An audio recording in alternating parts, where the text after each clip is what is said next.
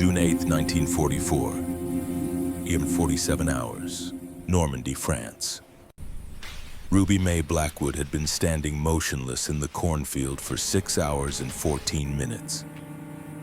Not hiding behind the stalks, standing among them, breathing with them, moving only when wind moved them, becoming corn. 12 yards ahead, a German Oberleutnant studied maps by filtered moonlight. Beside him, his radio operator, a boy who looked maybe 16, fumbled with frequency dials trying to establish contact with artillery batteries positioned 3 miles inland. Those batteries were waiting for coordinates. Waiting to rain shells onto Omaha Beach, where 2,000 American soldiers were preparing for the dawn push towards St. Lo. Ruby's Springfield rifle had been aimed at the officer's chest for 43 minutes. Her finger rested on the trigger with exactly 2 pounds of pressure. 3 pounds more and he died. But she waited. Patience was the difference between hunters and killers. Hunters waited for the perfect moment. Killers just pulled triggers. The boy operator finally got his radio working, spoke into the handset. Young voice, nervous. Adler 1 hier ist Beobachter 7, bereit für Koordinaten. Eagle 1, this is Observer 7, ready for coordinates. The Oberleutnant smiled, began reading numbers from his map. Each number was an American death sentence, each coordinate a grave. Ruby squeezed. The Springfield cracked. The Oberleutnant dropped. The boy turned, eyes wide, didn't understand what happened. Looked directly at Ruby standing 12 yards away in the corn. His brain saw stalks, vegetation, natural variance, not a woman, not death. Ruby fired again. The boy fell across his radio, smashing it. Blood pooled in the moonlight. He couldn't have been more than 17. Probably had a mother somewhere in Bavaria or Prussia. Probably wrote letters home about defending the fatherland. Now he'd never write another letter. Ruby felt her stomach twist, forced it down. This was the 34th person she'd killed since landing in France 72 hours ago. The 34th set of eyes that had looked at her without seeing. The 34th soul she'd carry forever. Elder Joseph Redwing's voice whispered through her memory words, spoken 14 years ago under Mississippi pines. Killing changes you, child. Even when it's necessary, especially when it's necessary, you carry each soul. That's the price of this gift. Ruby lowered her rifle, became perfectly still again, waited. German voices in the distance calling for Observer 7 to report. When silence continued, they'd send a patrol. She needed to be gone before then, but moving too soon was how you got killed. She stood like corn for another 18 minutes. Then when the wind rose and the stalks swayed, she swayed with them, flowed through the field like water, left no trail, made no sound, became invisible again.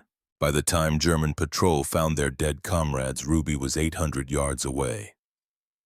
Watching through her scope, counting the soldiers, memorizing their unit insignia. Wehrmacht 352nd Infantry Division, Eastern Front veterans. Hard men who'd survived Stalingrad. They were studying the ground where Ruby had stood, finding nothing. No footprints, no shell casings, no evidence except 2 dead Germans and a smashed radio. One soldier made the sign of the cross, whispered something about Waldgeist, forest spirit. Ruby allowed herself the ghost of a smile. Let them be afraid. Fear was a weapon too. She melted into the hedgerow, disappeared, became landscape. What those German soldiers didn't know, what Wehrmacht intelligence would spend weeks trying to understand, was that they weren't hunting a soldier. They were hunting something their military doctrine couldn't classify. Something that existed in the space between human and earth, between visible and invisible. They were hunting a weapon forged in Mississippi poverty and Creek Indian wisdom, a 23-year-old black woman who'd learned to kill perfectly because missing meant her family starved. They were hunting Ruby Mae Blackwood, and she was already hunting them. 72 hours earlier. June 5th, 1944. Forward Operating Base, Southern England. 1400 hours. The briefing room smelled of wet wool and cigarette smoke. 15 male snipers sat in metal folding chairs, weapons propped behind them. Combat veterans. Every face carried the particular weariness that came from looking through scopes and ending lives at distance. Colonel Nathaniel Ashford stood at the front, 48 years old, career OSS, silver hair and granite expression. He didn't waste words. Gentlemen, OSS has approved an experimental operative for D-Day advance reconnaissance. Unorthodox background, non-traditional training. This operative will demonstrate capabilities in 90 minutes. If the demonstration succeeds, deployment occurs in 8 hours. Questions. Captain Garrett Pembroke raised his hand. Boston accent, old money. 3 confirmed kills in Italy that he mentioned frequently. Sir, we have the best military-trained snipers in the European theater sitting in this room. Why experiment 48 hours before the largest invasion in history? Because conventional approaches aren't working, Captain. German counter-snipers have adapted to our doctrine. They know how American marksmen operate. Movement patterns, hide construction, radio discipline. We're predictable. This operative is not. What's their background? No formal military training whatsoever. The room erupted. Impossible. Suicide. Who authorized this? Ashford let them vent, then raised his hand. Silence fell. The operative will now join us. The door opened. Ruby Mae Blackwood walked in. The temperature in the room dropped 20 degrees, not from respect, from shock that calcified into something uglier. She was 5'6", maybe 115 pounds, soaking wet, black skin that marked her as immediately other in the segregated military of 1944. Female, which was equally disqualifying. She wore standard-issue fatigues that someone had tailored to actually fit her. No rank insignia, no unit patches, just a Springfield rifle carried with the unconscious competence of someone who'd been shooting since childhood. Pembroke recovered first. This is a joke. He looked at Ashford. Sir, you cannot seriously expect us to... Captain, you will address the operative directly or you will be silent. Ruby stood at ease, made eye contact with each man in the room. Read their faces. Contempt, curiosity, outright hostility. She'd seen these expressions her entire life. In Mississippi, they came with lynching threats. Here, they just came with dismissal. She could work with dismissal. The demonstration will occur in 60 minutes, Ashford continued. The operative will conceal herself within a 500-yard radius of an observation point. You will attempt to locate her using standard reconnaissance doctrine. If you succeed, the experiment ends. If you fail... He paused. We proceed with deployment. Ruby had already left the room, moved so quietly that half the men didn't notice until the door closed behind her. Sergeant Tobias Mercer, a Montana elk hunter with weathered hands and honest eyes, leaned toward Pembroke. Might want to reserve judgment until after the test. She's a Negro woman, Mercer. She's not a sniper.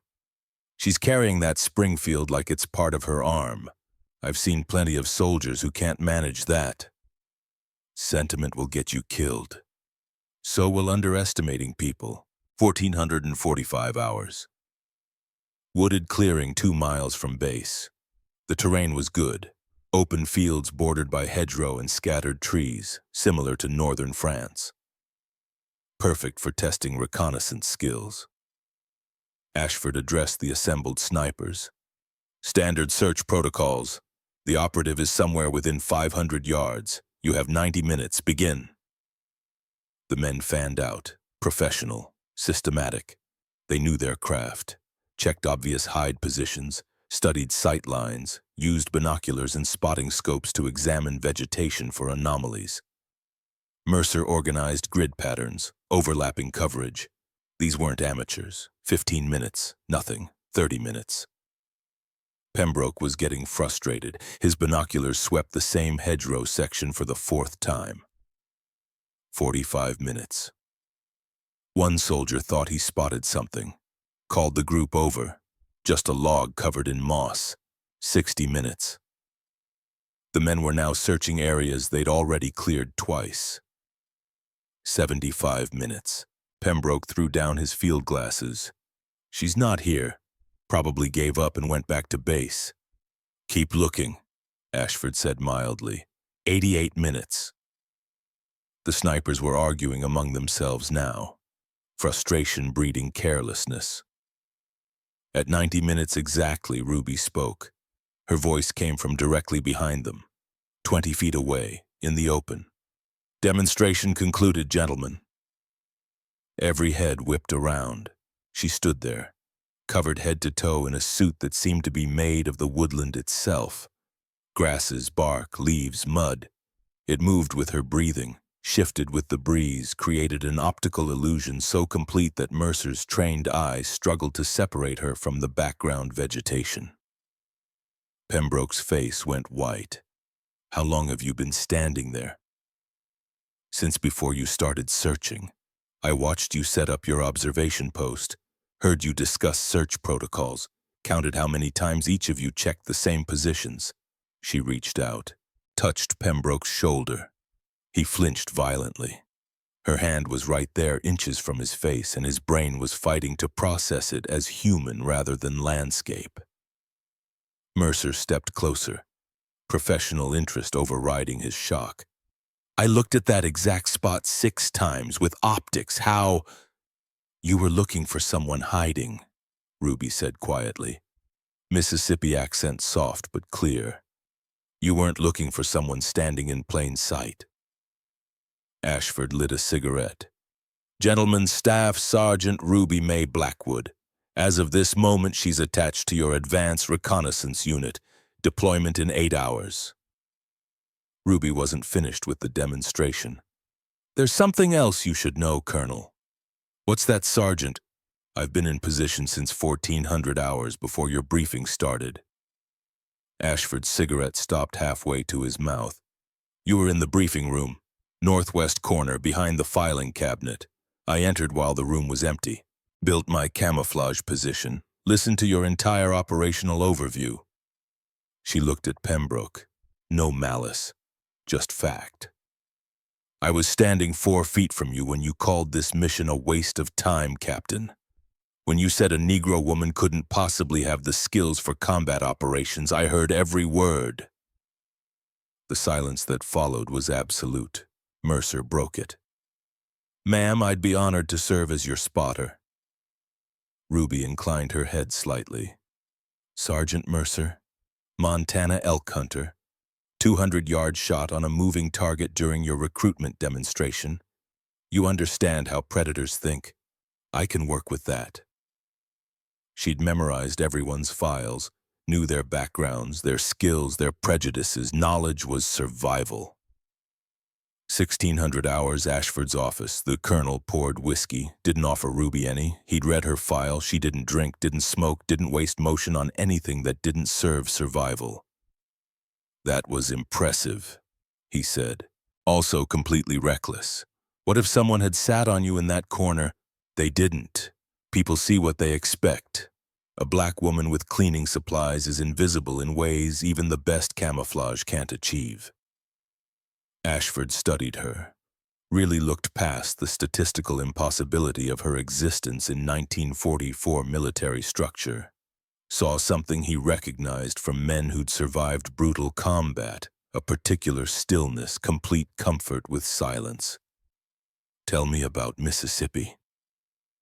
Ruby was quiet for a moment. When she spoke, her voice carried weight of memories that still cut.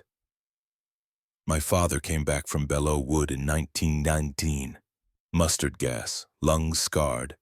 Couldn't work anymore. My mother took in washing, but it wasn't enough. We had 40 acres of pine forest, good hunting land, no money for store-bought meat. She paused, Ashford waited. I was 8 years old when I shot my first deer.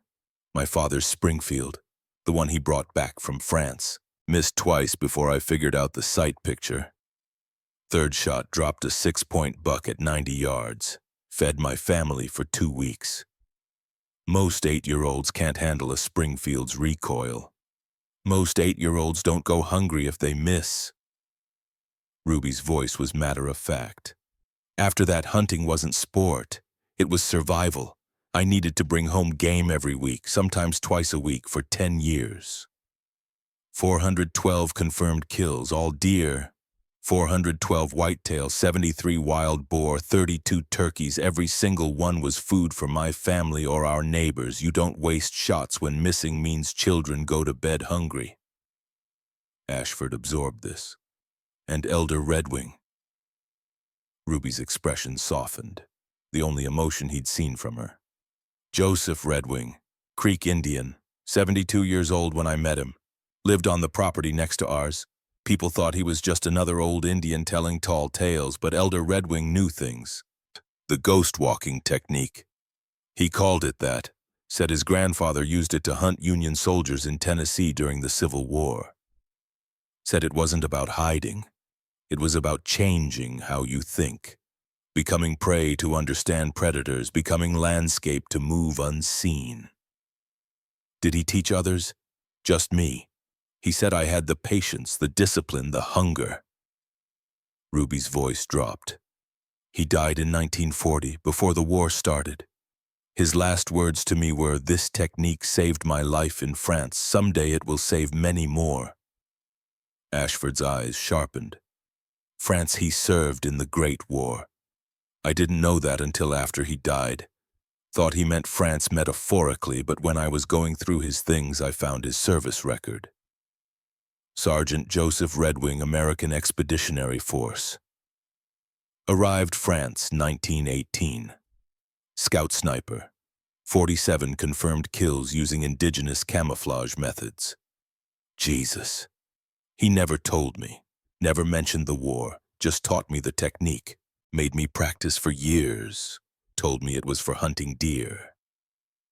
Ruby's voice carried new understanding. But I think he knew. I think he saw another war coming, saw that someone would need this knowledge, so he passed it to me. Ashford refilled his glass. The OSS recruiter. How did that happen? 1943. Defense plant in Mobile. They had a shooting competition. Employee morale program. I entered on a dare. 300-yard moving target. I put 5 rounds through a dinner plate-sized target while it was swinging. Range officer thought I cheated. Made me do it again with his rifle, different ammunition, same result. And someone was watching. OSS has people everywhere.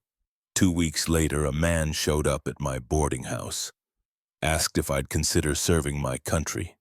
I told him my country didn't let me serve. I was female. I was black. The military wouldn't take me for combat. I'd tried to enlist in the WAC. They put me in a typing pool. What did he say? He said there were opportunities for people with unusual skills, opportunities that wouldn't appear on official rosters. Asked if I was willing to learn to kill men instead of deer. You said yes. I asked him how many American boys would die if I said no. Ruby met his eyes. He told me the truth. Said we'd lose thousands on the beaches if German observation posts weren't eliminated before the landing. Said conventional sniper operations weren't working. Said they needed something the Germans couldn't predict. So you became a ghost. I became what I'd always been. Invisible to people who didn't want to see me. I just learned to weaponize it. Ashford stood, walked to the window. Outside soldiers were loading equipment for the invasion. 50,000 men would hit those beaches in 40 hours. Thousands would die in the first hour alone. Your mission brief. You understand what we're asking. Deploy 48 hours before main landing. Eliminate German observation posts in Sector 7. Prevent artillery coordinates from reaching batteries. Expected survival rate classified, which means very low. Lower than low. You'll be alone in enemy territory, no support, no extraction if compromised. If captured, the Germans will execute you as a spy. They won't be gentle about it. And because I'm a black woman, they'll make an example. Ruby's voice was steady. I understand, Colonel. I've been making peace with death since I was 8 years old. Every time I missed a shot, my family went hungry. The stakes are higher now, but the principle is the same. Don't miss. Ashford turned, looked at this young woman who shouldn't exist in any military framework he understood, who was about to walk alone into occupied France, who would become a ghost that killed from shadows. You deploy at 0200 hours. Submarine insertion 2 miles inland from Omaha. Sergeant Mercer volunteered to be your spotter. He's the only man in that room who didn't question your capabilities. Mercer understands predators. He also told me you move like animals move. Said anyone who can't respect that is a fool. I'll need to brief him on the basic technique. He won't be able to master it in 8 hours, but he can learn enough to stay alive. You have those 8 hours. Make them count. Ruby stood, snapped a perfect salute despite having no official rank. Ashford returned it. As she reached the door, he called out, Blackwood, sir, that number, 412 deer, how many first shot kills? Ruby's answer was immediate. All of them, sir. My family needed the meat, couldn't afford to wound an animal and lose it in the woods. Had to be perfect every time or we went hungry. The door closed behind her. Ashford sat in silence. Thought about a black girl in Mississippi learning to kill perfectly because missing meant starvation. Thought about how war created opportunities for people the world wanted invisible. Thought about the irony that America's secret weapon was a woman who couldn't vote, couldn't eat in white restaurants, couldn't officially exist. He raised his glass in private salute. To invisible warriors, may the Germans never see you coming. June 6, 1944. 0200 hours. British submarine HMS Sea Dog 2 miles off Normandy coast. The submarine smelled of diesel and sweat and fear. 23 men in a space designed for 18. Ruby was the only woman. She'd stopped noticing the stairs.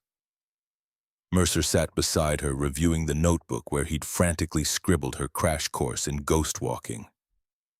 6 hours of instruction condensed into 50 pages of notes. The key is timing, Ruby said quietly, checking her equipment one final time. You move when environment moves, wind in grass, birds taking flight, distant artillery, shadows shifting with clouds. You synchronize. And if there's no environmental movement, then you don't move. I once held position for 16 hours waiting for the right moment. Mercer shook his head. Most men can't hold still for 16 minutes. Most men haven't hunted white-tailed deer. A buck can detect human heartbeat from 50 yards. Smell you from 300, see motion from 1,000. If I can get within 15 feet of a deer without it knowing I'm there, getting close to a German observer is almost easy. Almost. Germans have rifles, deer don't. 3 other snipers completed their unit. Corporal Jackson Hayes, Alabama turkey hunter. Lean and quiet. Private First Class Thomas Barrett, Montana ranch hand and Mercer's childhood friend. And Private Daniel Cross, Virginia quail hunter who'd barely spoken since meeting Ruby. Cross hadn't looked at her once during the briefing, hadn't acknowledged her instruction, kept his distance like her skin might be contagious. Ruby filed that away. Prejudice could become liability in combat, but arguing with it was wasted energy. She'd prove herself with results or die trying. Either way, Cross's opinion would become irrelevant. The submarine commander appeared. 5 minutes to insertion. Surface imminent. Weather conditions deteriorating. 12-foot swells. This will be rough.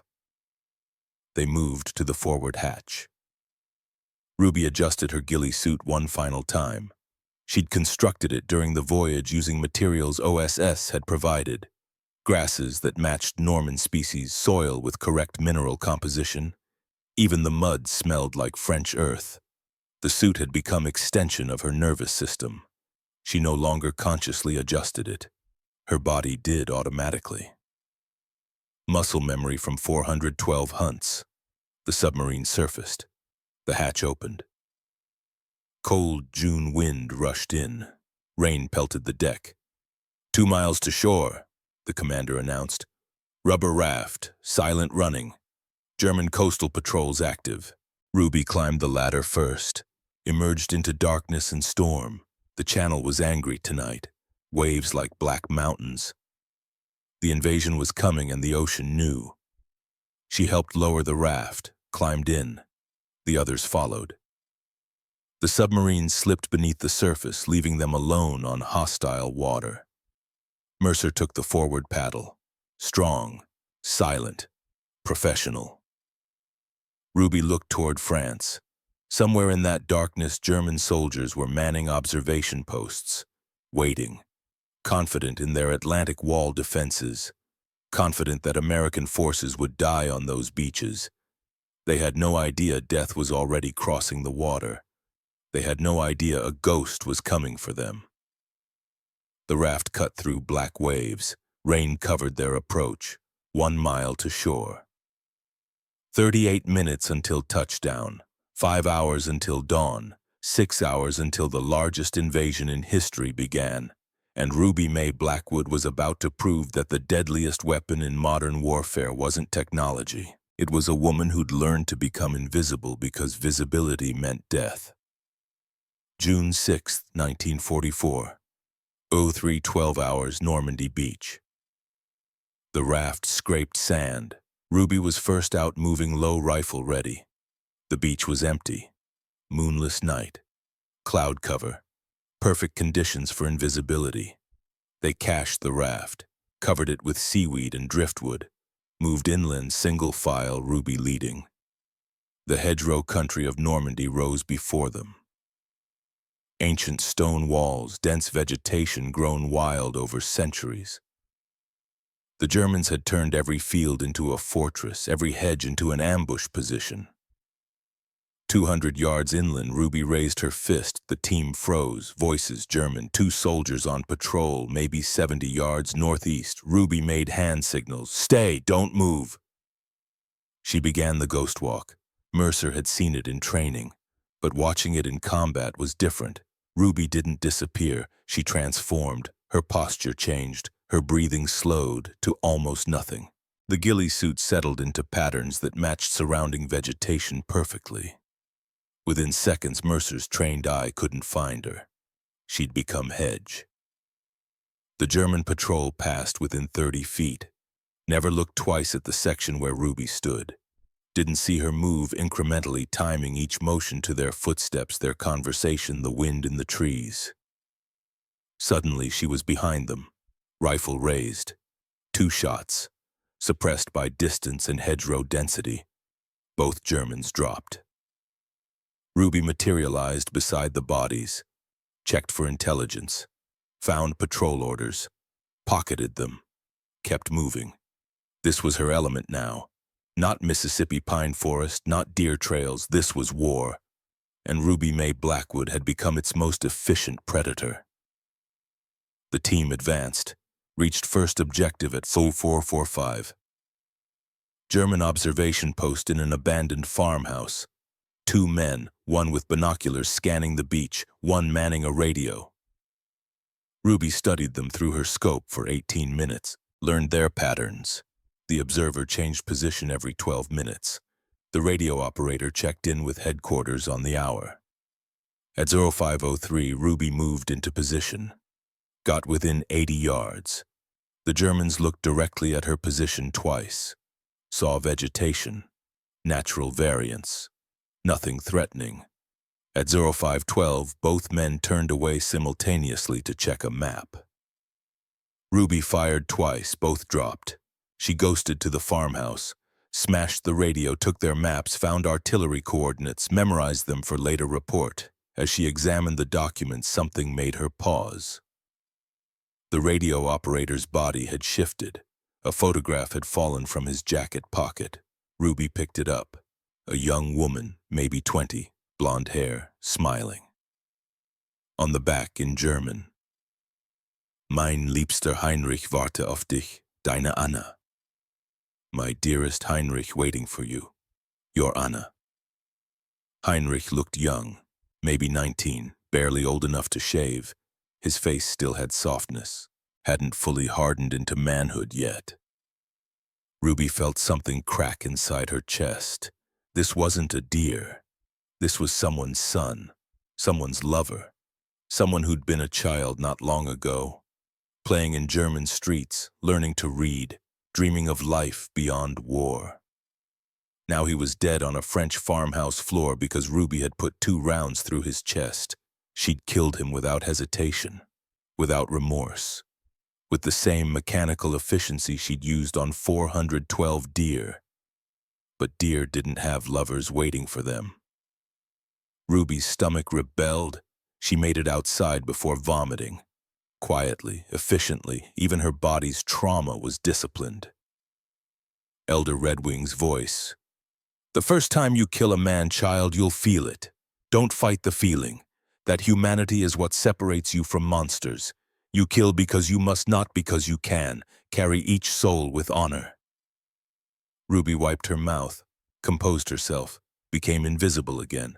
The mission continued. By 600 hours, when the first shells began falling on Omaha Beach, Ruby had eliminated 6 observation posts. 14 German soldiers dead, most of them young, all of them someone's child. The Wehrmacht's artillery response to the invasion was compromised before it began. American casualties in Sector 7 were 43% lower than projected. Ruby had saved approximately 200 American lives that morning. But she couldn't stop seeing Heinrich's face, couldn't stop thinking about Anna waiting for a letter that would never come. Mercer found her at 6:30, crouched in a drainage ditch, staring at nothing. Ruby, you okay? How old are you, Mercer? 28. Why don't? That last radio operator. He was maybe 19, still had baby fat in his face, probably graduated gymnasium last year, probably got drafted and sent here without understanding what war really was. They're the enemy. They'd have killed our boys without hesitation. I know that. I know it here. Ruby tapped her head, but knowing and feeling are different things. Deer don't have mothers waiting for them. Don't have lovers writing letters. Deer are just animals. These are enemy combatants, Ruby, not innocents. That boy was somebody's innocent. Ruby's voice cracked. First emotion Mercer had heard from her.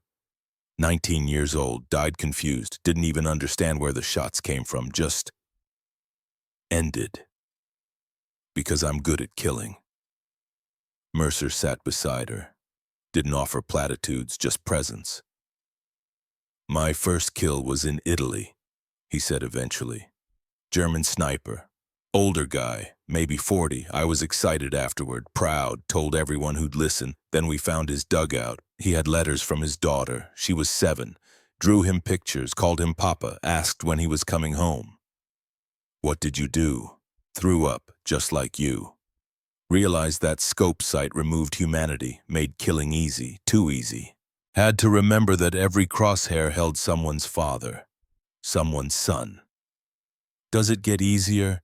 No. Anyone who tells you it does is lying or broken. It gets familiar, but it never gets easy. That's how you know you're still human. Ruby nodded, stood, adjusted her ghillie suit, became landscape again. We have 3 more observation posts in this sector. Then we extract. Ruby. I'll process later, Mercer. Right now, 200 American boys are alive because I killed 14 Germans. The math is simple, the morality is complicated, but the mission is clear. She moved out. Mercer followed, wondering how long someone could kill for the right reasons before the reasons stopped mattering. By 1800 hours, June 6th, Ruby had eliminated 9 observation posts, 34 confirmed German deaths. Her hands were steady, her shots perfect, her efficiency terrifying. But that night alone in a drainage ditch while the others slept, Ruby Mae Blackwood cried for the first time since Elder Redwing died.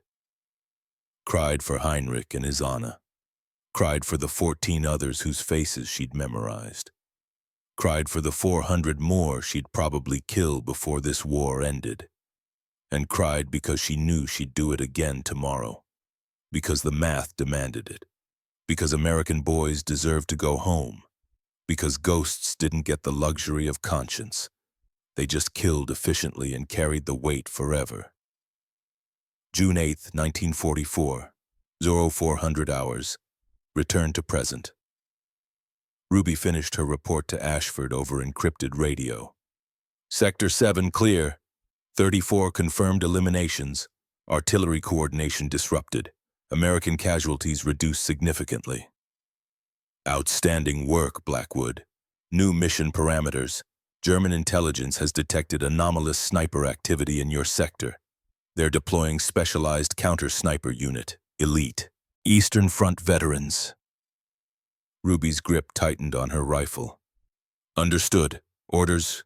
Continue operations, but be advised these hunters know advanced techniques. Intel suggests they've encountered similar methods on the Eastern Front, Soviet partisans using indigenous camouflage. They've seen ghost walking before. Similar enough to recognize it, they're bringing in their best.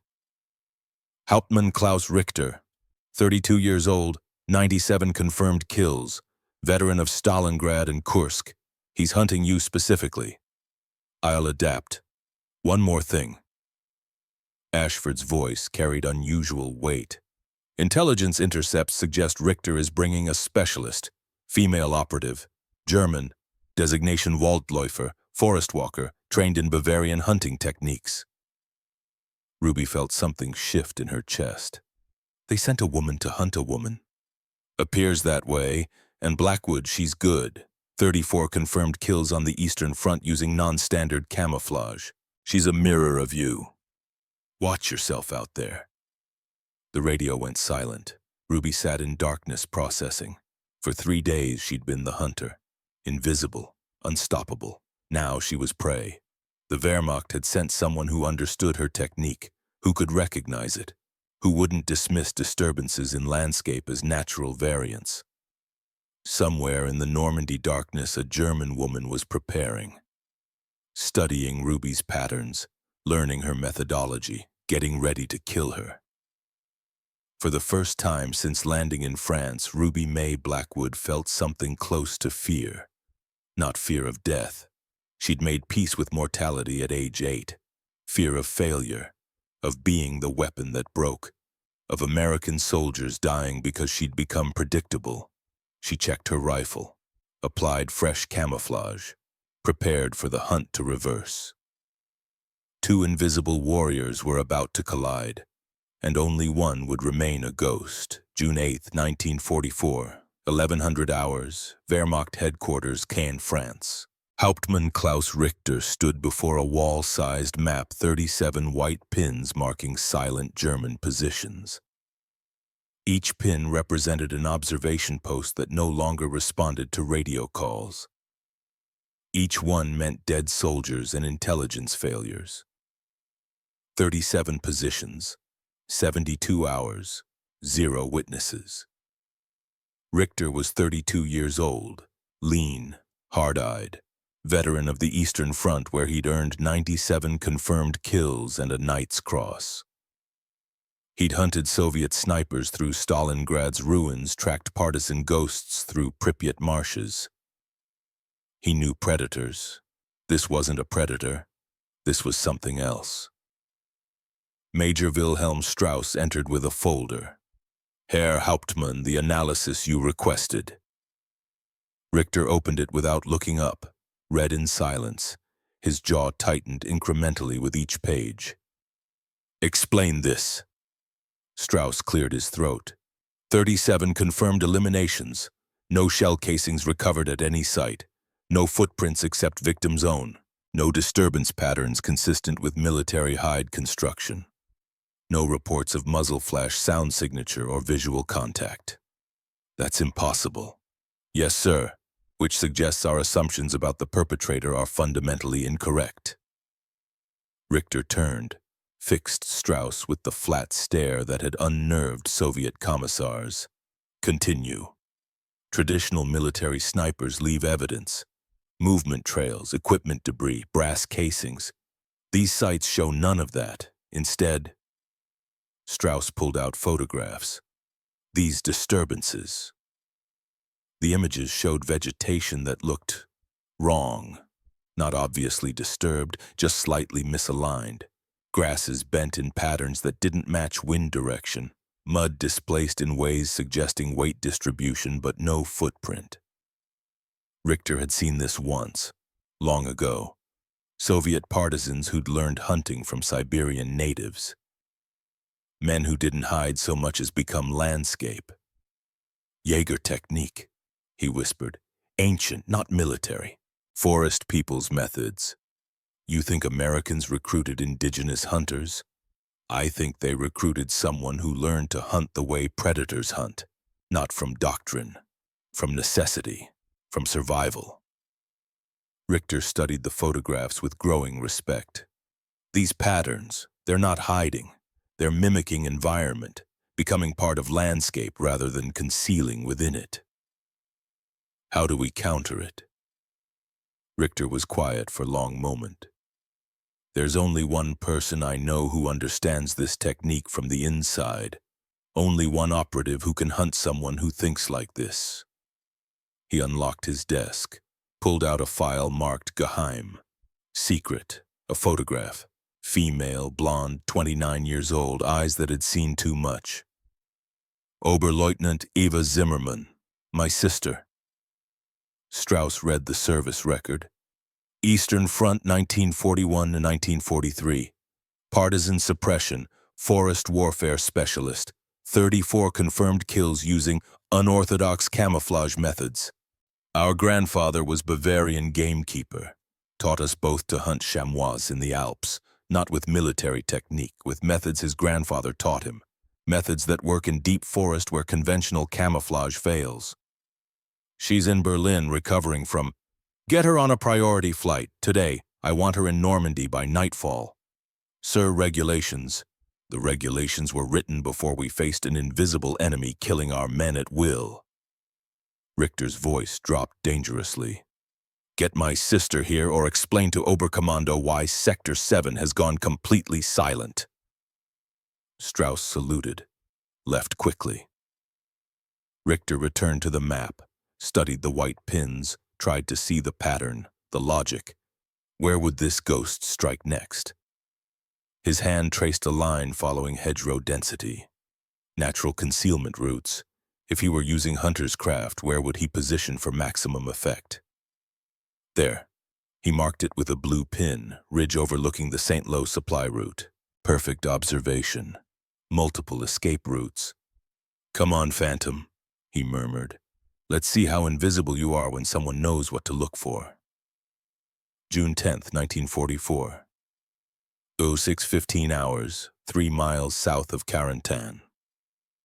Ruby moved through pre-dawn mist like smoke made solid. Her ghillie suit had been completely rebuilt with fresh vegetation overnight. The old material was wilting, dying, no longer matching environment. In ghost walking, even dead leaves could kill you. Behind her, 30 yards back, Tobias Mercer followed. He'd improved dramatically in 4 days, learned to read her signals, match her timing, move when she moved, freeze when she froze. 2 other snipers completed the unit. Corporal Jackson Hayes, quiet Alabama hunter who spoke maybe 10 words per day. And Private Daniel Cross, who'd finally started acknowledging Ruby's existence after she'd saved his life yesterday.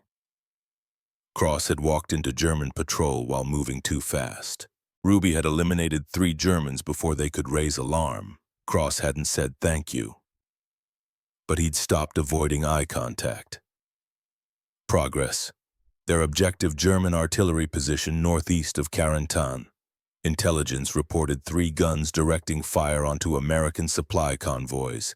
20 personnel estimated, dug into fortified position that frontal assault would turn into slaughterhouse. Ruby's unit would eliminate the spotters, blind the artillery, save American lives, simple on paper, deadly in practice.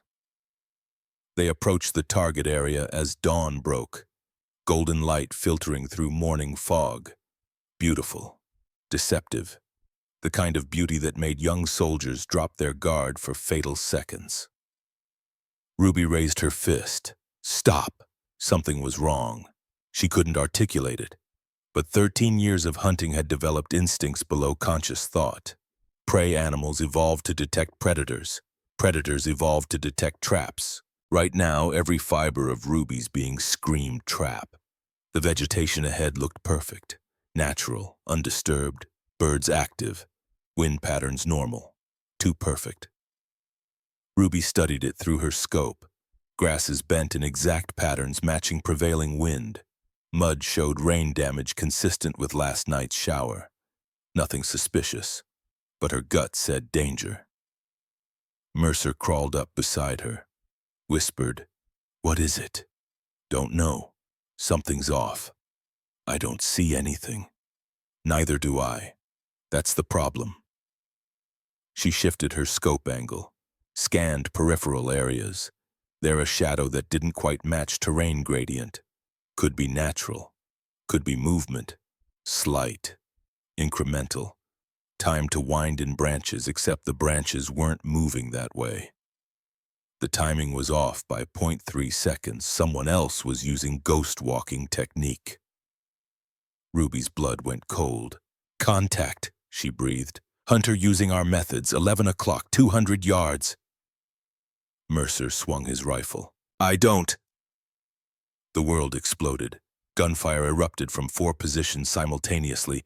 German MG-42 machine guns, their distinctive sound like cloth tearing at 900 rounds per minute. The hedgerow where Ruby's unit had been advancing disintegrated into flying vegetation and mud. Hayes went down first, took burst through the chest, dead before he hit ground. Barrett tried to roll right, bullets chased him, found him. He screamed once, went silent. Mercer grabbed Ruby's harness, yanked her backward into drainage ditch. Rounds snapped overhead so close she felt pressure waves. "Ambush!" Mercer shouted. "They knew we were coming." Ruby's mind raced.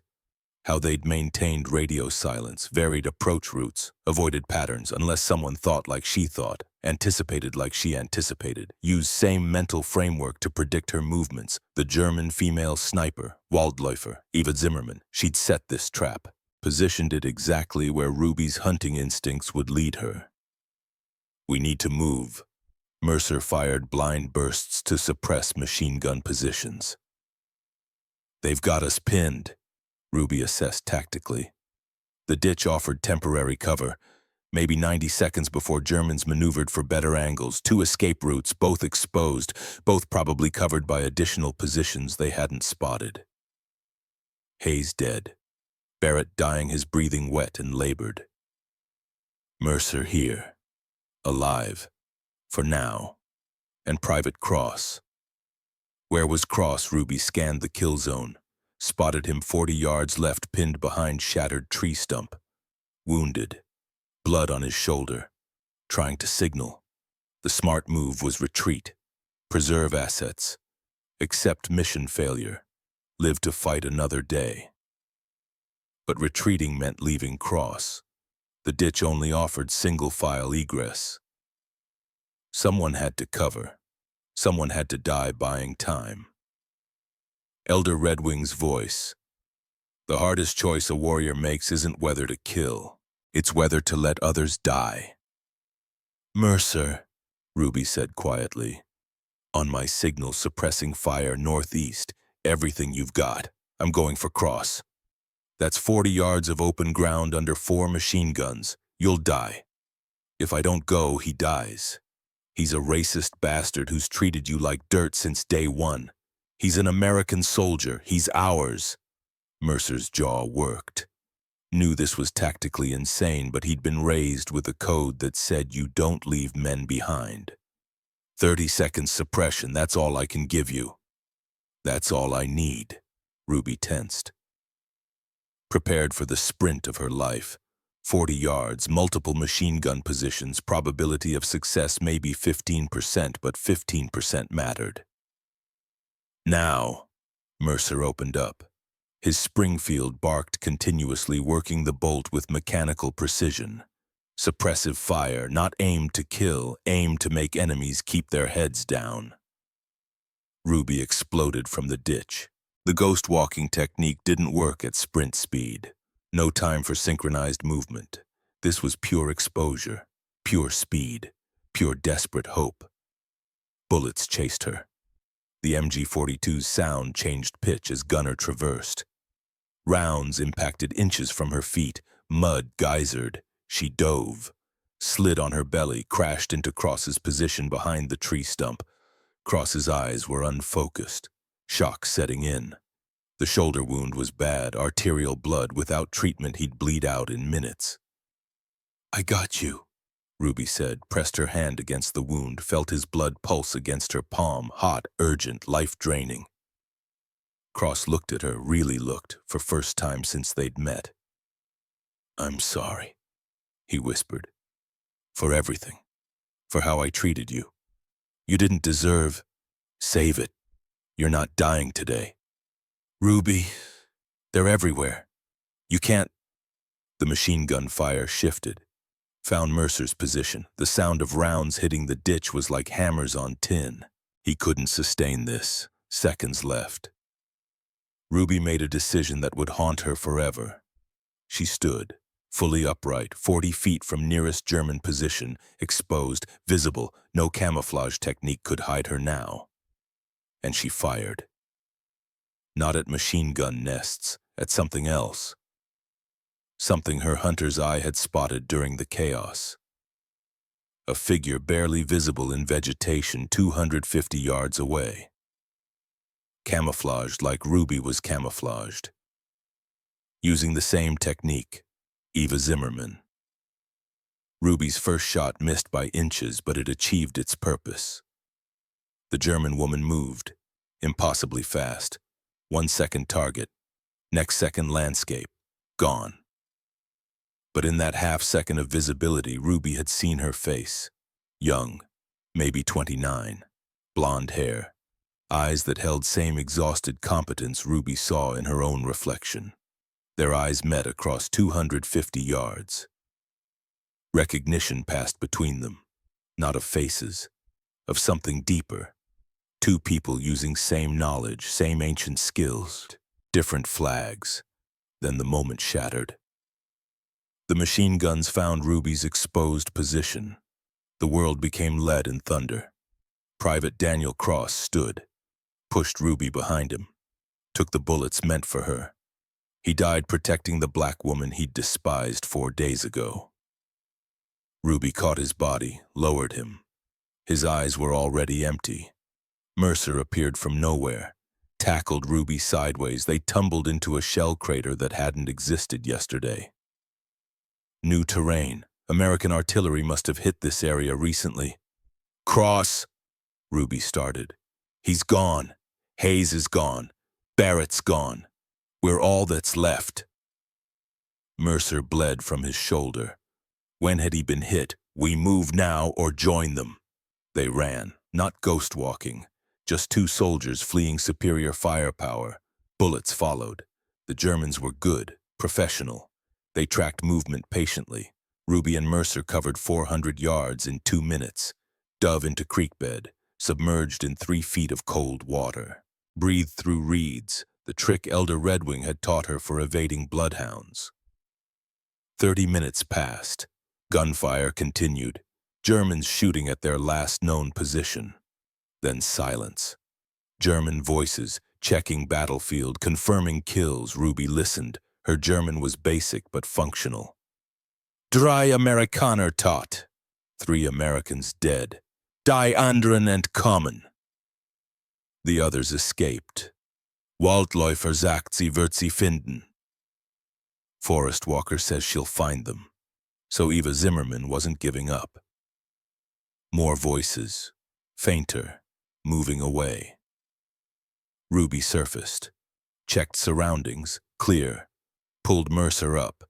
He was pale, shock setting in. Can you walk? Can I walk, Ruby? I can...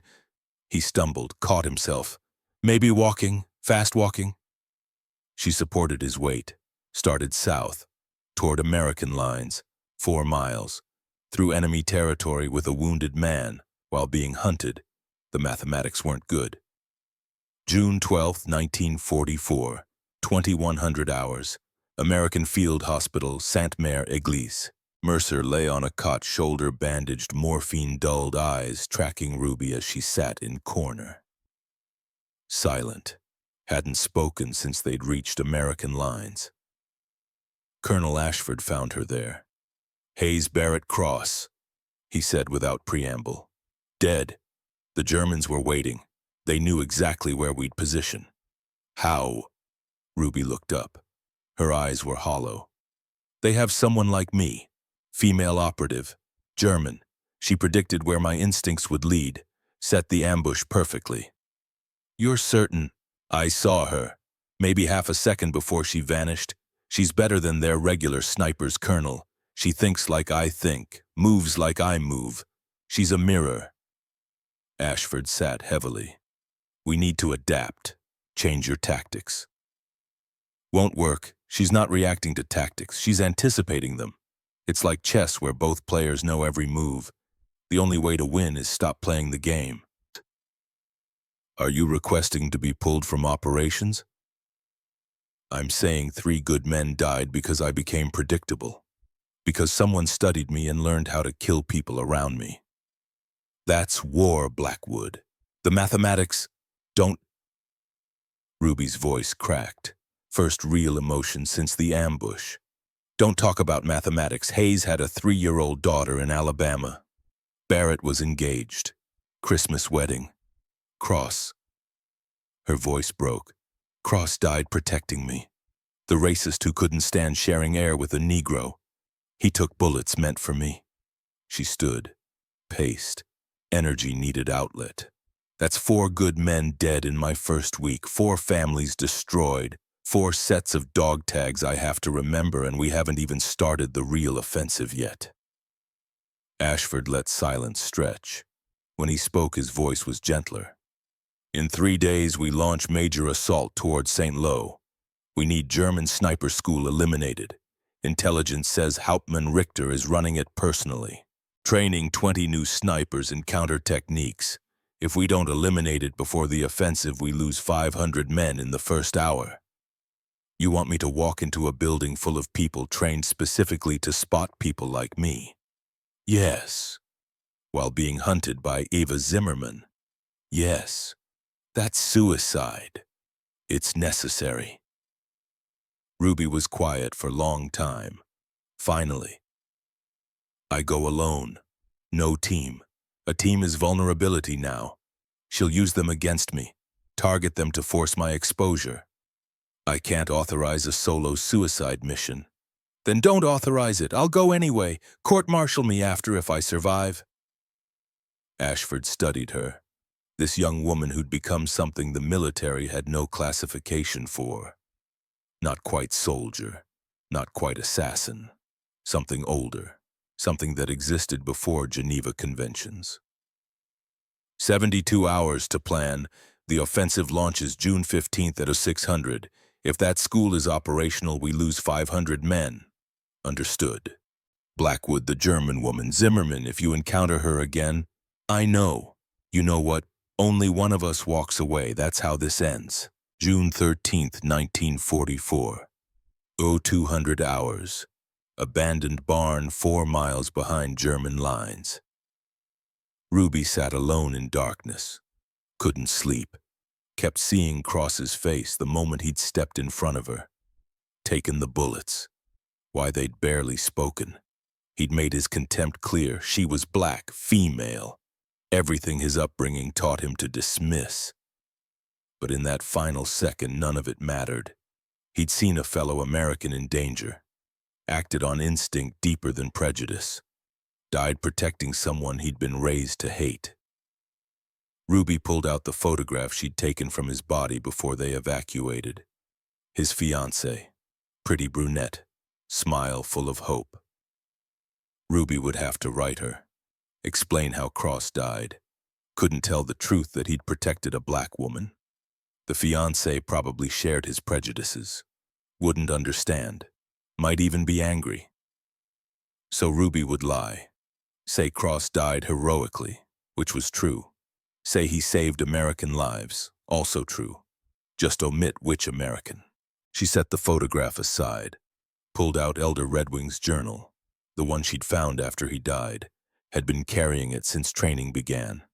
She'd read most of it, stories about hunting, philosophy about becoming landscape, wisdom passed down through generations. But tonight, she noticed something she'd missed, final pages, stuck together. She carefully separated them. New handwriting, shaky, weak. Redwing's hand in his final days. The entry was dated March 15th, 1940, week before he died. Ruby came by today, brought venison. Good girl, smart, patient. She has the gift. I see it in how she moves, how she thinks, how she becomes forest without trying. I didn't tell her about France, about the war, about the 47 German soldiers I killed using the Ghost Walk. Didn't tell her I won the Distinguished Service Cross. That they called me the Apache Ghost even though I'm Creek. That I saved 200 American boys at Belleau Wood by eliminating machine gun nests before the assault. Didn't tell her because I wanted her to learn the technique pure, without the weight of war. Just for hunting. Just for survival. But I know another war is coming. I see it in the news, hear it on the radio. Europe is burning again, and America will be drawn in. We always are. Ruby will be called. I know it in my bones.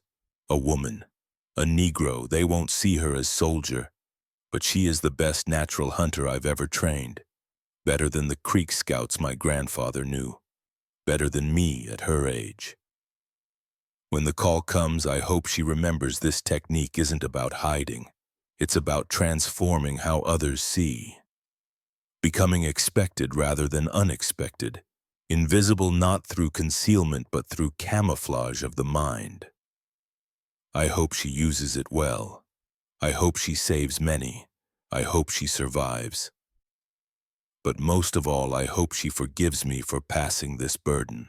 For making her capable of killing perfectly, for weaponizing her gift. I saved 200 boys in France. Maybe she'll save 2,000. That's the hope I die with. Elder Joseph Redwing Sergeant AEF retired. Attached to the page a faded photograph, young Redwing in American uniform, France, 1918, and pinned to it a Distinguished Service Cross. The same medal Ruby would receive 47 years from now. Ruby's hands shook. All these years she'd thought Redwing taught her for hunting, for feeding her family, for survival. He'd been preparing her for war. He'd known, somehow known that she'd be called, that his ghost-walking technique would be needed again, that the gift he'd learned from his grandfather would save American lives in another European war. He'd passed it to her intentionally, not randomly, not casually. He'd made her a weapon, then died before having to tell her. Ruby cried, not for Cross this time, not for Hayes or Barrett, for Elder Redwing, for the burden he'd carried alone, for the weight he'd passed to her without explanation, for the 200 boys he'd saved that history never knew about. For the gift that felt more like curse with each kill she made. She held the photograph, looked at young Redwing's face, saw same exhaustion in his eyes that she saw in her own. I understand now, she whispered. You couldn't tell me because I needed to choose, needed to pick up this burden freely, not carry it because you demanded. She carefully returned the journal to her pack, added Cross's photograph, Hayes's dog tags, Barrett's wedding ring. Weight kept accumulating, physical tokens of abstract costs. Tomorrow she'd infiltrate the chateau, face 20 trained hunters and Eva Zimmerman, probably die trying. But if she succeeded, 500 American boys would live. The mathematics Ashford kept mentioning, the cold calculus of war. Ruby Mae Blackwood stood, adjusted her ghillie suit, became invisible again.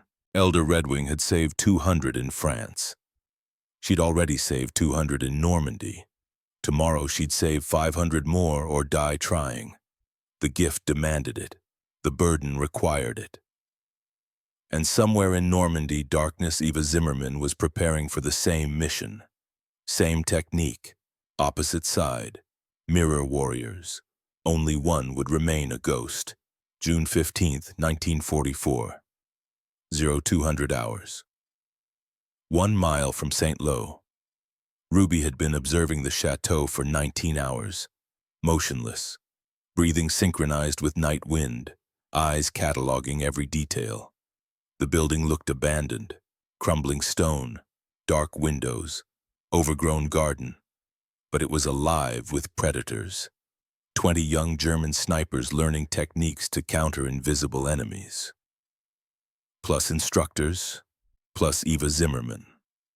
Through her scope, Ruby had mapped their routines, guard rotations every 4 hours, sentries walking predictable patterns, morning briefing at 0600, students practicing at the range behind East Wall. And somewhere inside, Hauptmann Klaus Richter was teaching young men how to kill people like Ruby. She'd been planning this infiltration for 3 days. Every approach, every contingency, every failure point. The mathematics were brutal.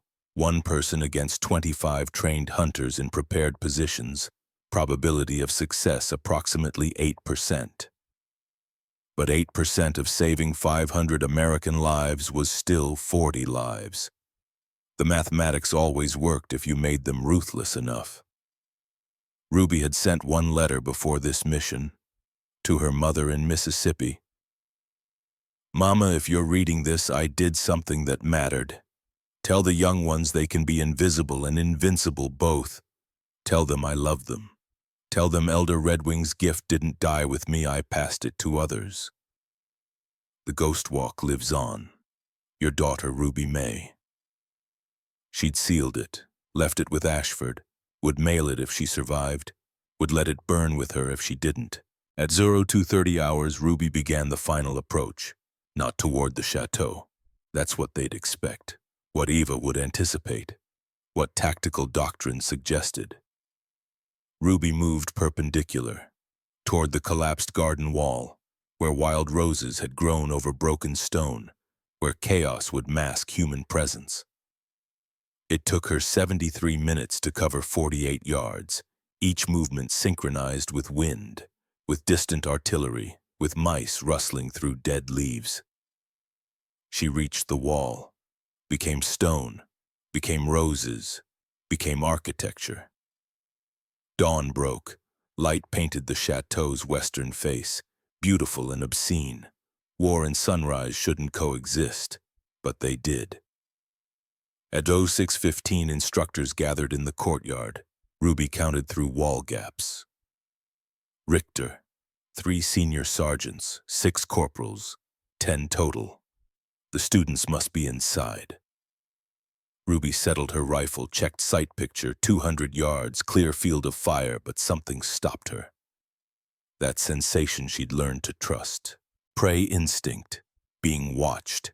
She didn't move, didn't scan, just waited. Let peripheral vision work. There, 27 feet to her left, in the roses, a shape not quite right. Camouflage so perfect Ruby's conscious mind wanted to dismiss it as vegetation. But her subconscious recognized the pattern, the technique. Eva Zimmerman had been waiting beside her. For how long? An hour, all night, the German woman spoke. Soft, barely audible, English with heavy accent. You are very good, American ghost. I watch you come for 1 hour, see almost nothing until you stop. Then I see maybe woman, maybe stone, both at once. Ruby stayed silent. Responding was acknowledging. Acknowledging was vulnerability. I am Eva, the German continued. Brother Klaus commands here. Trains boys to hunt you. I think this is foolish. Cannot train boys to hunt ghosts. Ghosts hunt them. The silence stretched. Two invisible warriors, 27 feet apart, both armed, both capable of killing the other. Why do you not shoot me? Eva asked. Ruby finally spoke. Same reason you haven't shot me. Which is, we're the only two people in this war who understand what we are. Eva was quiet. Then, yes. In Stalingrad I kill Soviet woman sniper. Very skilled. Before she dies she looks at me. Not with hate. With recognition, like seeing sister across barbed wire. I think of her every night since. How many have you killed? 34 confirmed, maybe more. Soviet records are poor, 46, not counting deer. Deer, 412 whitetail, that's what taught me this, that's what made me invisible. Eva made small sound, almost laugh. I learned from grandfather, Bavarian gamekeeper. He hunts chamois in mountains where you cannot hide, only become. Same as you. We learn from animals to kill men. The absurdity wasn't lost on Ruby. Two women discussing their body counts while preparing to kill each other. Your brother is in that courtyard, Ruby said. I know. My orders are to eliminate all instructors. I know this also. So what happens now? Eva shifted slightly. I think what happens is choice. We can kill each other, prove men correct that women are weak, emotional, cannot do what war requires. Or we make different choice men do not expect. Ruby's finger rested on trigger. 2 pounds pressure. 3 more and Eva died. What choice? I tell you something, German defensive positions, troop strengths, radio frequencies, artillery placements, information that saves American lives. In exchange, you do not kill Klaus. He is soldier, like us, follows orders, tries to survive war he did not start. Kill students if you must, they are combatants, volunteers, true believers, but Klaus... Eva's voice hardened. He is my brother, only family I have remaining. And what do you get? I desert, leave Wehrmacht, become permanent ghost, disappear into French countryside. When Americans win and you will win. I see this now, I remain invisible. Start new life. Away from Reich, away from death. Ruby processed this. The tactical value of Eva's intelligence versus eliminating one skilled enemy operative. The moral weight of mercy in war. The students are boys, Ruby said. 17, 18 years old. Hitler youth mostly, true believers. They will kill Americans with joy. They are dangerous because they are young, idealistic, stupid. My brother teaches them well. If they deploy, they kill many of yours. You want me to kill children. I want you to kill soldiers. Age does not make them less dangerous. Distant artillery rumbled. American guns preparing for the offensive. In 3 hours, 500 men would advance. If this sniper school remained operational, many would die. Ruby made her decision. I need Klaus alive for interrogation. Intel value. He knows defensive positions, command structure, sniper placements across entire sector. Eva was silent, calculating. You capture, not kill, ye capture my word. Word of ghost means what? Same as word of Waldläufer, everything or nothing, your choice to believe. More silence. Then Eva stood, full upright, 27 feet away, rifle lowered, face visible. She was younger than Ruby expected, 29, blonde hair tied back, face exhausted, eyes holding 1,000-yard stare that came from seeing too much death. Two women who'd learned to be invisible, who'd weaponized supposed weakness into deadly strength, who killed because war demanded it. They looked at each other, really looked, seeing mirrors across ideology. There is path, Eva said. Through cellar, old smuggler route from chateau to forest. Klaus does not know. Grandfather showed me when I visit before war. I draw map. You enter there. Students gather in main hall for morning instruction, all together. Klaus will be with them. She pulled out notebook, drew rapid sketch, handed it to Ruby. Their fingers touched briefly. Both women's hands shook, not from fear, from magnitude of choosing mercy in midst of war. Information, Eva said. She listed German positions, radio codes, officer names, artillery coordinates. Ruby memorized every word. When Eva finished, she shouldered her rifle. I hope you survive, American Ghost. World needs women who can be invisible and invincible, needs us to show war is not only for men to wage. I hope you survive too, Waldläufer. I hope you find peace. I look for same thing you look for, peace, quiet, life where we do not kill. Eva paused, but I think we do not find it. Ghosts do not rest easy. We have seen too much, become too much. She melted into the roses, became vegetation, disappeared.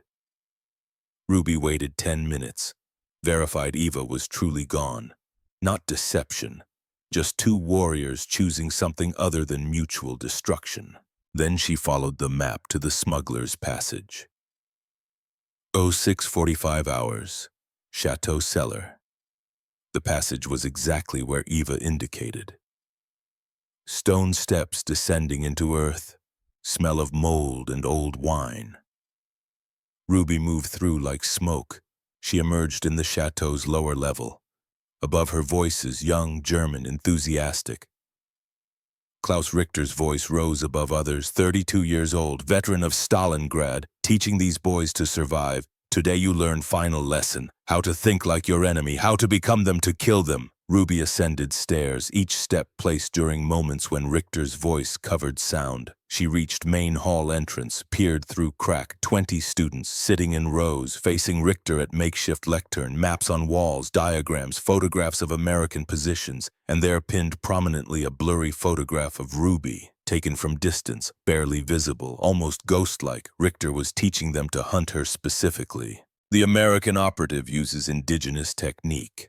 Not military camouflage, something older. She manipulates observation itself. Makes you see what you expect instead of what exists. The students listened with rapt attention. Believers, committed, dangerous. Eva had been right. They would kill many Americans if Ruby let them leave this room. Ruby positioned herself, checked her rifle. 30 rounds. 20 targets plus Richter. The mathematics required perfection.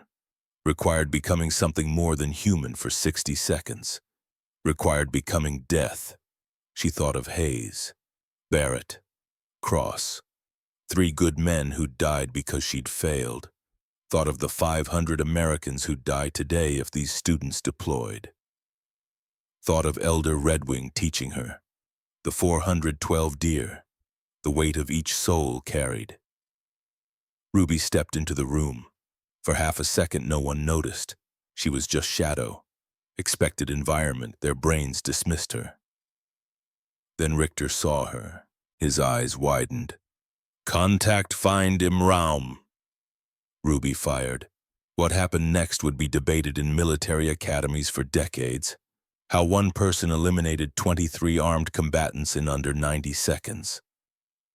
Ruby Mae Blackwood became a ghost that killed in broad daylight. She moved through the room like wind through wheat, each shot perfect, each target eliminated before they could raise weapons. Her body operated on 13 years of muscle memory.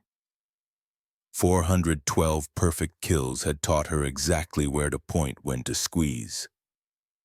Students fell. Some never knew what hit them. Others saw her but couldn't process it. Their brains struggled to reconcile the ghost from lectures with flesh and blood woman killing them. Richter grabbed for his pistol. Ruby shot it from his hand. He dove for cover. She let him. Eva's bargain held. 74 seconds after Ruby entered, it was over. 20 students dead, 3 instructors dead. Richter wounded in shoulder, alive. Conscious, staring at Ruby with horror and professional appreciation. Unmöglich, he whispered. Impossible. One person cannot. I'm not a person, Ruby replied in broken German.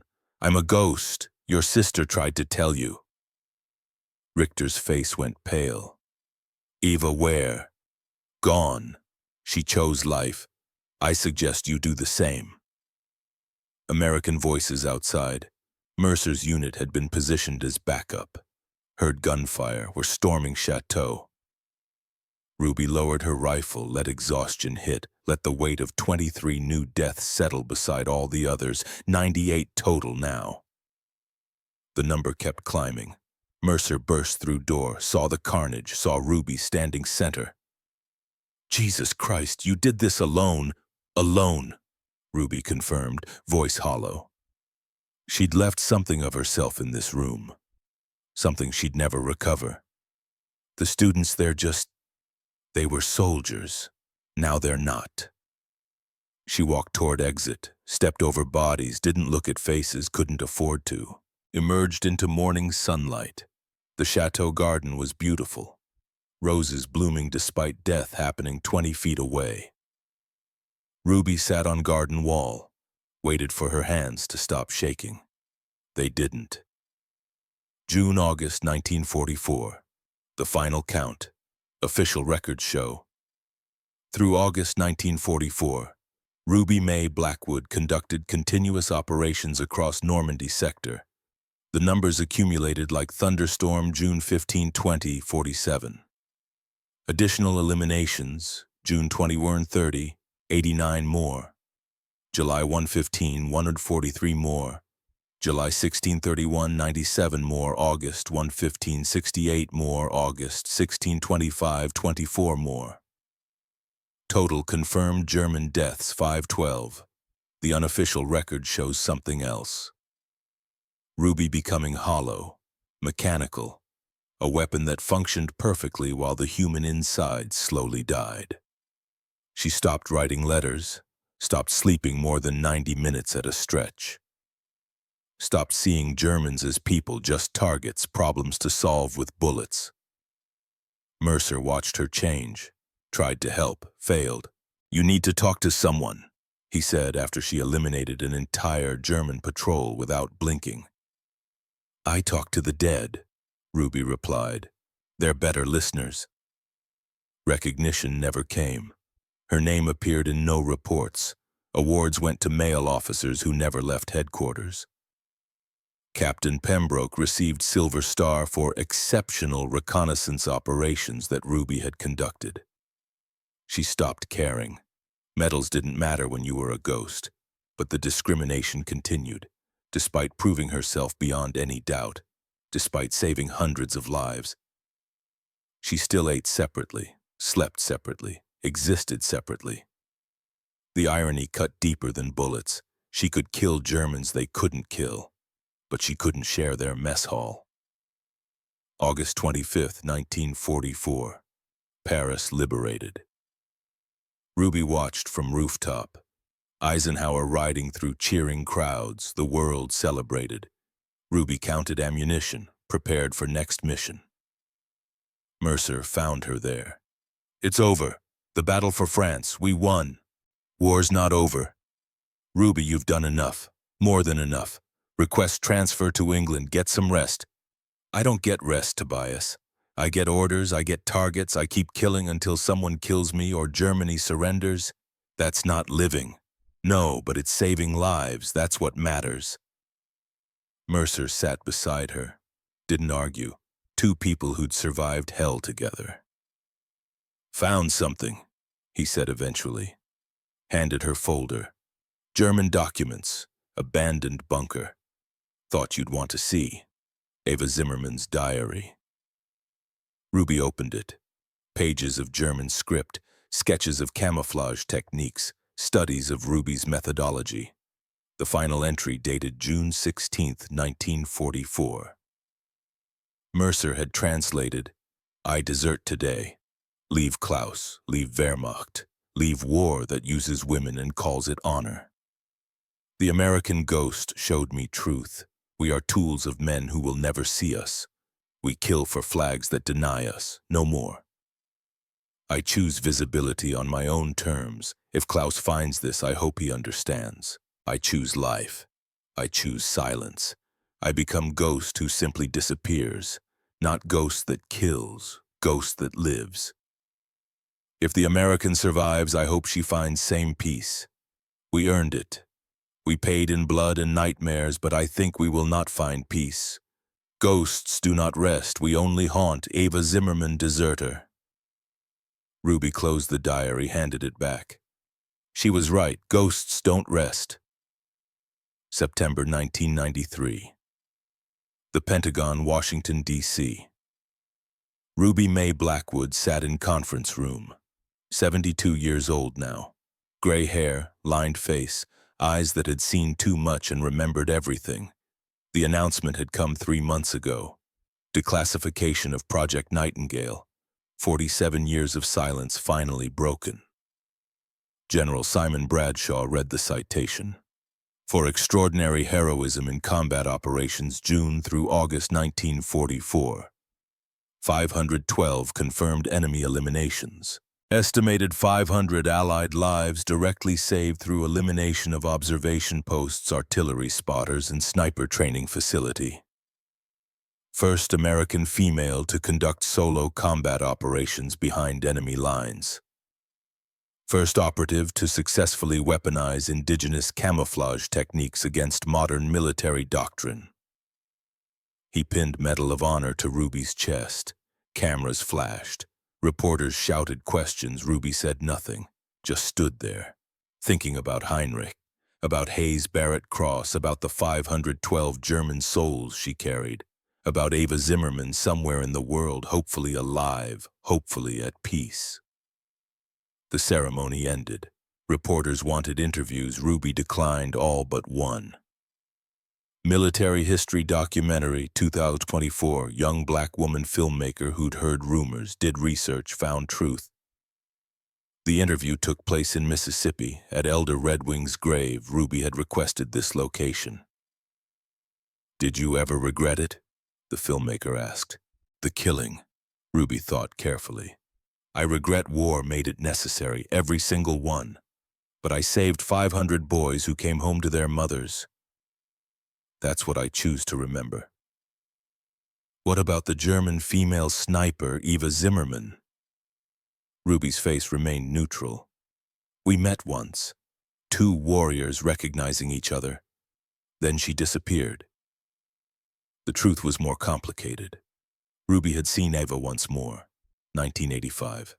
Paris. Both old women now, grandmothers. They'd passed on the street, made eye contact, said nothing, kept walking. 2 ghosts who'd chosen to remain invisible even in peacetime. Some promises transcended borders, transcended time. One final question, the filmmaker said. Elder Redwing, what would you say to him if you could? Ruby looked at the grave, at the Distinguished Service Cross she'd placed there in 1993 beside his own.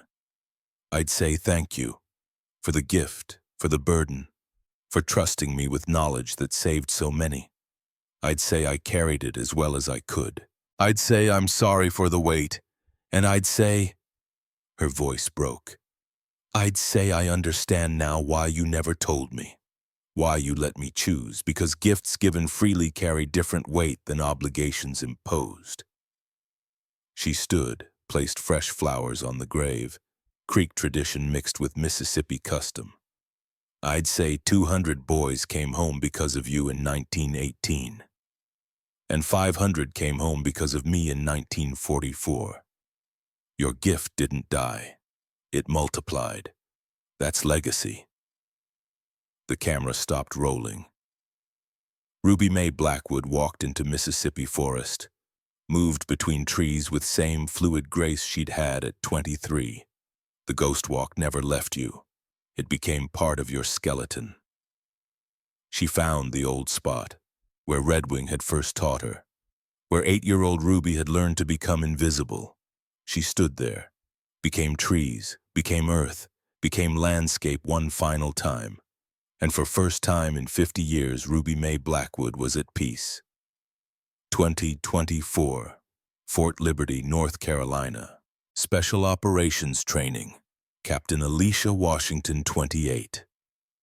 Black Army Special Forces stood before 40 students teaching technique they didn't know came from Mississippi deer hunter. The Blackwood method isn't about hiding. It's about manipulating perception. Enemy sees you, but their brain doesn't recognize what they're seeing. You become expected environment. Students practiced. Most failed. Some got it. The ones who'd grown up hunting, who understood prey animals. After class, Washington walked to her office, sat at her desk, looked at photograph on wall, official portrait from 1993 ceremony, Ruby Mae Blackwood in dress uniform, Medal of Honor, eyes that had seen too much. Washington saluted the photograph, did it every day. "Thank you," she whispered, "for showing us what we could become." Epilogue. Full circle, June 8, 1944, 03:47 hours, the cornfield, where we began. Ruby stands over two dead Germans, the young radio operator and his officer. She's memorized their faces, added them to the count. The radio is smashed, artillery coordinates secured. 200 Americans on Omaha Beach will live through tomorrow because these two died tonight. Elder Redwing's voice comes to her. Not memory, something deeper. Wisdom earned through sacrifice. You don't hide from death, child. You become what death overlooks. Not woman, not black, not even human. You become the wind and grass, shadow of cloud, silence between heartbeats. That's how you survive when the world wants you invisible. You choose your own invisibility. You weaponize it. You make it your greatest strength. And when war ends, when killing stops, you remember being invisible was never weakness. It was power they couldn't take, power you chose to use, power that saved lives even as it cost souls. You carry each one. That's the price. That's the honor. That's the burden. Carry it well, Ruby Mae. Carry it with pride. You are ghost by choice, not by force. That makes all the difference. Ruby walks away from the bodies, becomes landscape, melts into cornfield, disappears. Behind her, sun rises over Normandy, golden light on blood-soaked earth. War continues, will continue for another year. Ruby will continue with it. Invisible, invincible, inevitable. 512 Germans will die by her hand before it ends. 500 Americans will live because of her. And 47 years later, the world will finally learn her name. But on that June morning in that Norman cornfield, Ruby Mae Blackwood is content to remain what she's always been. A ghost who chose her own visibility. A weapon forged from necessity. A woman who proved that the greatest camouflage isn't hiding from the enemy's eyes. It's hiding in plain sight by becoming what they cannot imagine. The Germans never imagined one black woman's camouflage method would kill 500 of their soldiers. That failure of imagination was lethal. That blindness was fatal. And Ruby Mae Blackwood made them pay for it, one invisible death at a time.